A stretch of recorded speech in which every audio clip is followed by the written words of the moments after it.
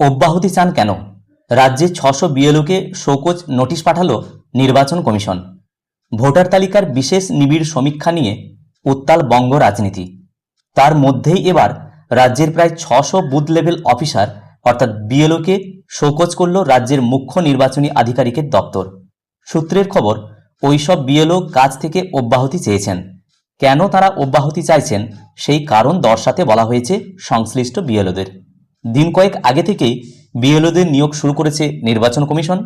কিছুদিন আগে ওই দপ্তরের সচিব বিনোদ কুমারকে রাজ্যের মুখ্য নির্বাচনী আধিকারিকের দপ্তর জানিয়েছে, একাধিক জেলাশাসক তথা জেলা নির্বাচনী আধিকারিকের রিপোর্টে দেখা যাচ্ছে অনেক শিক্ষক শিক্ষিকা বিএলও নিয়োগপত্র গ্রহণ করছেন না। কেন তারা নিয়োগ চান না তার কারণ জানাতে বলা হয়েছে। আগেও বেশ কয়েকজন বিএলওকে ওই একই কারণের জন্য শোকজ নোটিশ ধরানো হয়েছিল। সেই নোটিশ পাওয়ার 72 ঘন্টার মধ্যেই জবাব দেওয়ার নির্দেশও দেওয়া হয়েছে। বিহারে এসআইআর পর্ব শেষ, তারপরেই ভোট ঘোষণা করা হয়। কমিশন জানিয়েছে, শুধু বিহার নয়, গোটা দেশেই এই সমীক্ষা করা হবে। এ রাজ্যে এসআইআর প্রস্তুতি চলছে।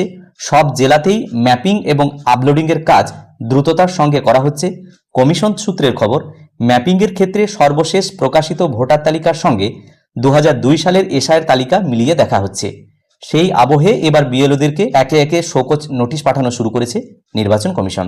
অন্যদিকে বুধবার এবং বৃহস্পতিবার দেশের সব মুখ্য নির্বাচনী আধিকারিক অর্থাৎ সিইওদেরকে দিল্লিতে ডেকে পাঠিয়েছে নির্বাচন কমিশন। ভোটার তালিকায় এসআইআরকে কেন্দ্র করে বৈঠক হবে বলে জানা গিয়েছে।